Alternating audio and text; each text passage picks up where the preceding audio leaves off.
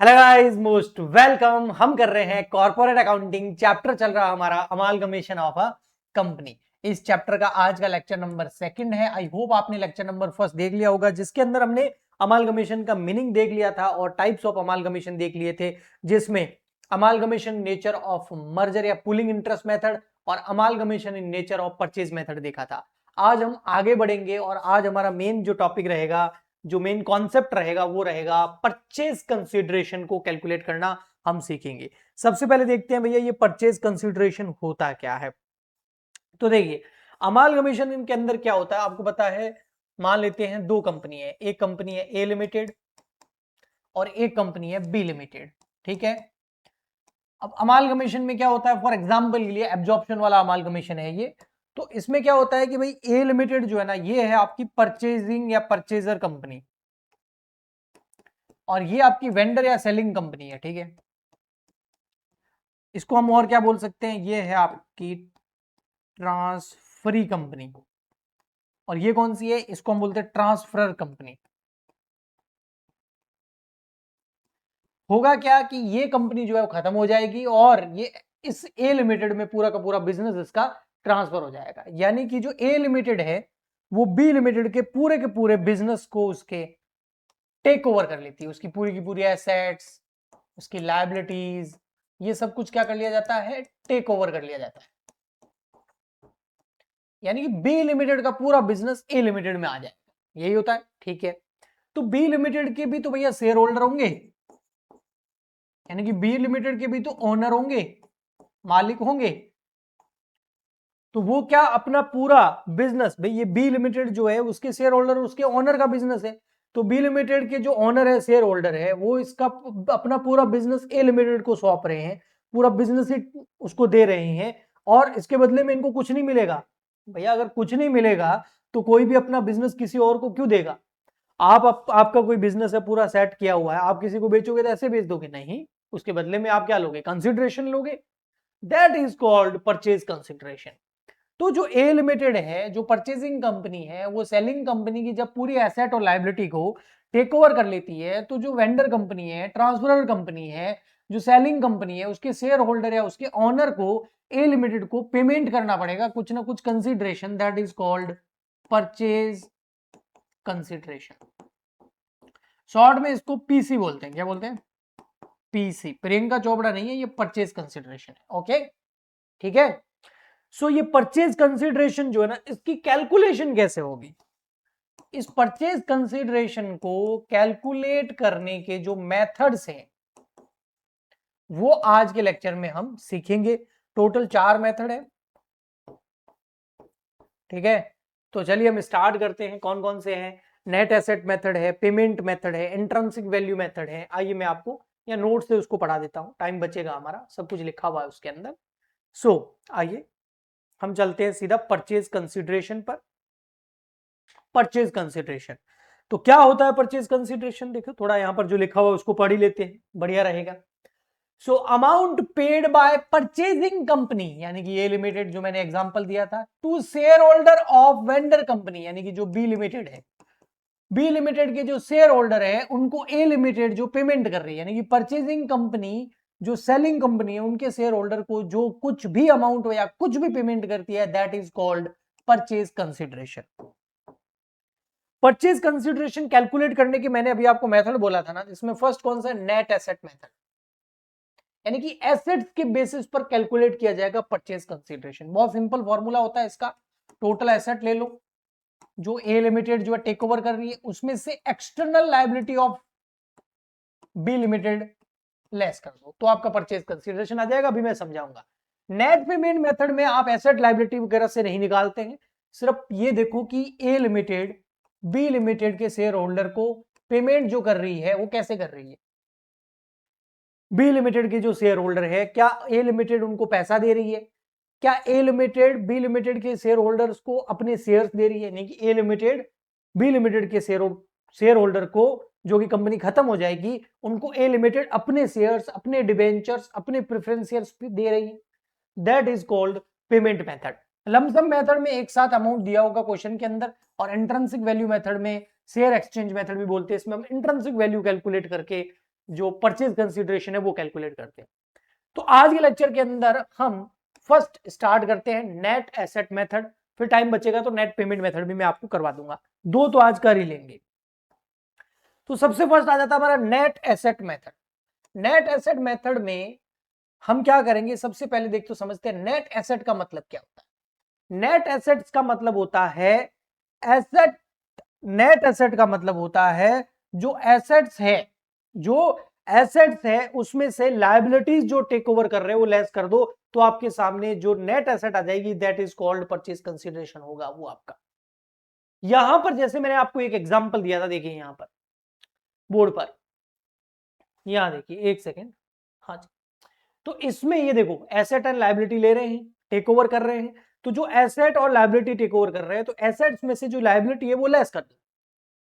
भाई यहां पर फॉर एग्जांपल के लिए कि ये जो बिजनेस है इसकी जो एसेट हम ले रहे हैं वो 10 लाख रुपए की है और इसकी लायबिलिटी ले रहे हैं 2 लाख रुपए की, तो ये बिजनेस हमको ए लिमिटेड को कितने में पड़ा, 10 लाख की एसेट आ रही है लेकिन उसके साथ साथ 2 लाख की लायबिलिटी भी आ रही है, कोई लोन भी आ रहा है जिसका पेमेंट अब ए लिमिटेड को करेगा, बी लिमिटेड की लायबिलिटी लेकिन अब ए लिमिटेड की हो जाएगी। तो 10 लाख की तो एसेट आ रही है लेकिन 2 लाख का पेमेंट भी करना पड़ेगा, लायबिलिटीज भी आ रही है, तो ये बिजनेस ए लिमिटेड को कितने में पड़ा, 8 लाख में। That is called purchase consideration का calculation in method of net asset method. Net asset method से इस तरीके से हम परचेज कंसिडरेशन कैलकुलेट करते हैं। ओके जी, आया समझ में। आइए अब मैं आपको यहां पर बोर्ड से पढ़ाता हूं, नोट से पढ़ाता हूं। So under this method purchase consideration is calculated based on the value of net asset taken over. अब यहां पर प्रॉब्लम क्या आती है बताता हूं, आप बिल्कुल आसानी से निकाल देंगे कि कितनी एसेट टेक ओवर करी है और कितनी लायबिलिटीज टेक ओवर करी है परचेजिंग कंपनी ने वेंडर कंपनी की, तो उसकी एसेट्स में से लायबिलिटी लेस कर दो तो परचेज कंसिडरेशन आ जाएगा। बट यहां पर क्वेश्चन ये अराइज होता है कि जो एसेट है वो कौन कौन सी एसेट हम ले सकते हैं और लायबिलिटीज में कौन कौन सी लायबिलिटीज ले सकते हैं। तो एसेट्स में सारी लायबिलिटीज, सारी एसेट्स ले सकते हैं जो परचेजिंग कंपनी ले रही है वेंडर कंपनी की, तो वेंडर कंपनी की सारी एसेट हम ले लेंगे, बट कुछ फिक्टिशियस एसेट्स वगैरह जो होती है वो नहीं लेते हैं। ऐसे कैसे, लायबिलिटीज के अंदर ओनली एक्सटर्नल लायबिलिटीज लेते हैं। कौन सी, एक्सटर्नल लायबिलिटीज। देखो लायबिलिटी दो तरह की होती है, एक एक्सटर्नल एक इंटरनल। इंटरनल लायबिलिटी आपने फाइनेंशियल स्टेटमेंट वाला मैंने अभी चैप्टर कराया था इससे पहले ही, आई होप आपने वो देखा होगा, financial statement of a company, उसके अंदर मैंने बैलेंस शीट समझाई थी तो बताया भी था कि इंटरनल लायबिलिटी में शेयर होल्डर की शेयर होल्डर फंड आता है जिसमें शेयर कैपिटल हो गई, रिजर्व एंड सरप्लस हो गए, यानी कि मालिक और शेयर होल्डर का जो पैसा होता है वो कंपनी की इंटरनल लायबिलिटी होती है, तो वो नहीं लेनी है, ओनली एक्सटर्नल लायबिलिटी लेनी है, जो औरों की उधारी है, कंपनी का ओनर का पैसा नहीं है, वो हमको यहां पर लेना है। ओके, तो जो वेंडर कंपनी है उसकी एसेट ले लो जो परचेजर कंपनी टेक ओवर कर रही है, और लायबिलिटीज वो ले लो जो एक्सटर्नल वाली है, इंटरनल मत लेना। तो टोटल एसेट्स में से फिर ये जो लायबिलिटी है एक्सटर्नल ये लेस कर देंगे तो हमारे सामने परचेज कंसिडरेशन निकल के आ जाएगा। ओके जी, एग्जांपल भी है, आप यहां टेंशन मत लीजिए। कौन कौन सी एसेट्स ले सकते हैं हम, तो लैंड एंड बिल्डिंग ले सकते हैं, plant and machinery, furniture, inventory यानी कि स्टॉक्स, डेटर्स, इन्वेस्टमेंट, गुडविल ले सकते हैं अगर स्पेसिफाइड टेकन लेने का बोला गया हो, कैश एंड बैंक ले सकते हैं अगर क्वेश्चन बोला है भी कैश और बैंक भी ले लिया जा रहा है तो लेंगे, अदरवाइज नहीं लेंगे। क्या कौन सी एसेट नहीं लेनी है, तो नॉट इंक्लूडेड के अंदर जो फिक्टिशियस एसेट्स होती है, मतलब इसको फिक्टिशियस को बोले तो काल्पनिक संपत्तियां, रियल में वो एसेट है नहीं, बस उसको दिखाया गया है, तो उनको नहीं लेना है। ये कौन सी होती है, जैसे प्रिलिमिनरी एक्सपेंसेस होते हैं, कंपनी का जब इनकॉर्पोरेशन करवाया था, रजिस्ट्रेशन करवाया था, उस समय के खर्चे हैं, अभी तक आपने राइट ऑफ नहीं किए, एसेट साइड में दिखा रखे हैं, तो वो नहीं लेने हैं। अगर आपको लॉस हुआ है तो आप कई बार बैलेंस शीट की एसेट साइड में दिखा देते हैं, तो वो नहीं लेना है। डिस्काउंट पड़ा है इशू ऑफ शेयर का है एसेट साइड में, तो ये नहीं लेना, ये फिक्टिशियस एसेट्स होती है, इनको नहीं लेना है।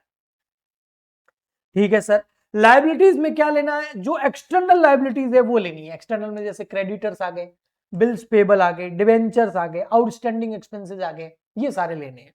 यानी कि आपको नॉन करंट लायबिलिटी और करंट लायबिलिटी लेनी है, शेयर होल्डर फंड यहां नहीं लेना है। नॉट इंक्लूडेड में क्या क्या नहीं लेना है, शेयर कैपिटल नहीं लेनी है, internal liability, reserve and surplus नहीं लेने हैं, बिकॉज ये बिलोंग करते हैं शेयर होल्डर से, तो इनको नहीं लेना है, इन्हीं को तो पेमेंट करना है। ओके जी, ओके। सो एसेट जो होती है वो किस वैल्यू पे लेनी है, बुक वैल्यू पे लेनी है या एग्रीड वैल्यू पे लेनी है या रीवैल्यूड पे लेनी है। तो क्वेश्चन में जो बोले, क्वेश्चन में अगर आपको एसेट या लायबिलिटी का रीवैल्यूएशन दिया हुआ है, मार्केट वैल्यू दे रखी है, तो वो लेंगे। अगर क्वेश्चन में आपको कोई रीवैल्यूड एग्रीड वैल्यू नहीं दे रखी है तो फिर हम बुक वैल्यू पे ले लेंगे। ओके, ठीक। लायबिलिटी के साथ में भी ऐसा ही करेंगे। जैसे यहां पर एग्जांपल देखिए, एसेट टेक ओवर कर रहे हैं, ठीक है, एसेट टेक ओवर कर रही है एक कंपनी, मान लेते हैं ए लिमिटेड टेक ओवर कर रही है बी लिमिटेड की। तो बी लिमिटेड की ये एसेट है, बिल्डिंग है 5 लाख की, मशीनरी है 3 लाख की, स्टॉक है 2 लाख रुपए का। क्या इनको लेंगे? बिल्कुल लेंगे, क्योंकि इसमें 56 एसेट्स तो है ही नहीं। तो ये एसेट टेक ओवर कर रही है, तो परचेज कंसिडरेशन की जब कैलकुलेशन करेंगे तो वहां ये लेंगे 5 और 3 8, और स्टॉक है 2 लाख का, हो गया कितना? 10 लाख। अब 10 लाख ये क्या हो गया? एसेट। इसमें से एक्सटर्नल लायबिलिटी जो है वो लेस करनी है, देखते कितनी है। लायबिलिटीज कौन सी? क्रेडिटर और बिल्स पेएबल, यही दे रखा है और यही लेना होता है। तो आपका लायबिलिटीज हो गया 250 और 50 3 लाख। तो टोटल एसेट हो गई 10 लाख की और आपकी एक्सटर्नल लायबिलिटी हो गई 3 लाख की। अगर यहां शेयर कैपिटल दे रखा होता तो मैं नहीं लेता उसको। तो परचेज कंसिडरेशन कैसे आ गया? 10 लाख माइनस 3 लाख, 7 लाख रुपए का। ओके, एक और एग्जांपल है जिसमें आपको बिल्डिंग की बुक वैल्यू 5 लाख दे रखी है, लेकिन उसको कितने में ले रहे हैं? 6 लाख में। तो हम कौन सी वैल्यू लेंगे? जो एग्रीड वैल्यू, वो कौन सी है? 6 लाख। तो यहां पर 6 लाख रुपए ले लेंगे। ये देखिए, बिल्डिंग 6 लाख रुपए। ऐसे कैसे? आप मशीनरी देखिए 3 लाख रुपए की है, लेकिन उसको टेक कितने पे कर रहे हैं? एग्रीड वैल्यू कितने पे? दोनों कंपनी एग्री कितने पे हुई है? 2.5 लाख पे, तो 2.5 लाख लेंगे। ये देखो 250। ऐसे कैसे? फिर आपको डेटर दे रखे हैं 2 लाख रुपए के, और उस पर 10% बेड एप से डूब जाएंगे पैसे, 10%। तो 2 लाख में से 10% लेस कर दो तो हो गए 180, तो 180 पे ले लेंगे। ये देखो 180। ओके, फिर है आपका स्टॉक 150, इसके बारे में कुछ नहीं बोल रखा है, तो बुक वैल्यू ले लेंगे 150। 150 टोटल किया 1180 आ गई। इसमें से लायबिलिटी है क्रेडिटर और बिल्स पेबल, इनका कुछ नहीं बोल रखा है, तो बुक वैल्यू ले लेंगे 2 लाख रुपए। 150 और 50 हो गए 2 लाख। तो टोटल एसेट होगी 1180, टोटल लायबिलिटी होगी 2 लाख। तो परचेज कंसिडरेशन आ जाएगा आपका, एसेट में से एक्सटर्नल लायबिलिटी लेस कर दो, तो 1180 में से 2 लाख गए, 9,80,000। ये हो गया आपका परचेज कंसिडरेशन। आगे समझ में? ओके जी। अब चलते हैं हम नेक्स्ट मेथड पर। नेक्स्ट मेथड हमारा है payment method, net payment method. Net payment method के अंदर हमको एसेट और लायबिलिटी नहीं लेनी है। सिंपल, ध्यान से समझना, एक बार में समझ में आ जाएगा। भाई ए लिमिटेड जो है ना, वो बी लिमिटेड के जो शेयर होल्डर है, बी लिमिटेड के जो शेयर होल्डर है, उनको पेमेंट तो करना पड़ेगा, क्योंकि पूरा का पूरा ये बिजनेस हमने टेक ओवर कर लिया है। तो ए लिमिटेड बी लिमिटेड के शेयर होल्डर को क्या पे कर रही है? कैश पे कर रही है, चेक दे रही है? हाँ, वो लेंगे हम, परचेज कंसिडरेशन में कैलकुलेट कर लेंगे। मान लेते हैं इसने कैश जो है दिया है 1 लाख रुपए का, ठीक है। ए लिमिटेड दे रही है बी लिमिटेड के शेयर होल्डर। और क्या दिया? ए लिमिटेड ने अपने इक्विटी शेयर दे दिए बी लिमिटेड के शेयर होल्डर को, कितने? 2 लाख रुपए के। ए लिमिटेड ने बी लिमिटेड के शेयर होल्डर को अपने प्रेफरेंस शेयर्स भी दे दिए, कितने दे दिए सर? 50,000 रुपए के दे दिए, ये भी ले लेंगे। ए लिमिटेड ने बी लिमिटेड के शेयर होल्डर को अपने डिबेंचर्स भी दे दिए, कितने के दे दिए? 50,000 के डिबेंचर्स दे दिए। ये डिबेंचर्स किसके हैं? 8% वाले डिबेंचर, ये किसके हैं? ये ए लिमिटेड है। किसको दे रही है? बी लिमिटेड के शेयर होल्डर को दे रही है। तो यहां पर इनकी टोटल कर लो, तो 1 2 3 और ये 4 लाख, तो ये 4 लाख रुपए आ गया आपका परचेज कंसिडरेशन। तो ये भी परचेज कंसिडरेशन निकल के आया, लेकिन ये नेट पेमेंट मेथड से आया। लेकिन नेट पेमेंट मेथड आप तभी यूज कर सकते हो जब क्वेश्चन में साफ साफ दे रखा हो कि जो आपकी परचेजिंग कंपनी है वो सेलिंग या वेंडर कंपनी के शेयर होल्डर को क्या पे कर रही है। अगर वो क्वेश्चन में स्पेसिफिकली दिया हुआ है तो फिर हम नेट पेमेंट मेथड लगाएंगे। अगर नहीं दिया हुआ, ओनली एसेट और लायबिलिटी दे रखी है, किसकी? बी लिमिटेड की, और उसको टेक ओवर कर रहा है ए लिमिटेड, ओनली ये दे रखा, तो उस केस के अंदर हम नेट एसेट मेथड यूज करेंगे। ओके, ठीक। तो यहां देखिए नेट पेमेंट मेथड अब आपको समझ में आ जाएगा। मीनिंग देखिए, under the net payment method, net payment method के अंदर purchase consideration is calculated on the basis of, किस बेसिस पर? What the purchasing company actually pay to the share holder of selling company या vendor company या transferor company. Okay, this method focus on actual payment made, not asset and liability take over.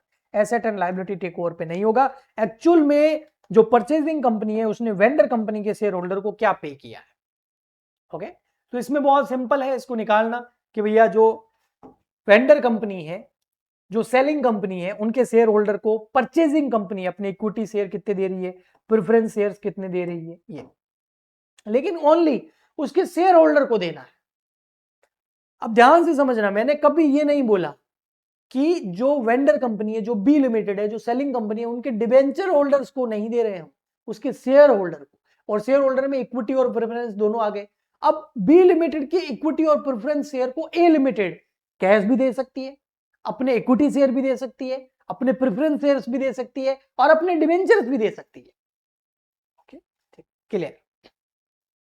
Okay, तो यहां पर अगर मैं B limited की बात करूं, मैं अगर बात करूं सेलिंग कंपनी की, तो उसके इक्विटी शेयर और प्रेफरेंस शेयर होल्डर को आप क्या दे रहे हो, ना कि उनके डिवेंचर होल्डर, क्रेडिटर और उनको क्या दे रहे हो, वो नहीं लेना। ओके, कैश दे रहे हो आप, उनके इक्विटी शेयर दे रहे हो अपनी कंपनी के, नई कंपनी के, प्रेफरेंस शेयर दे रहे हो नई कंपनी के, या नई कंपनी के डिवेंचर्स दे रहे हो टू ओल्ड कंपनी के शेयर होल्डर को।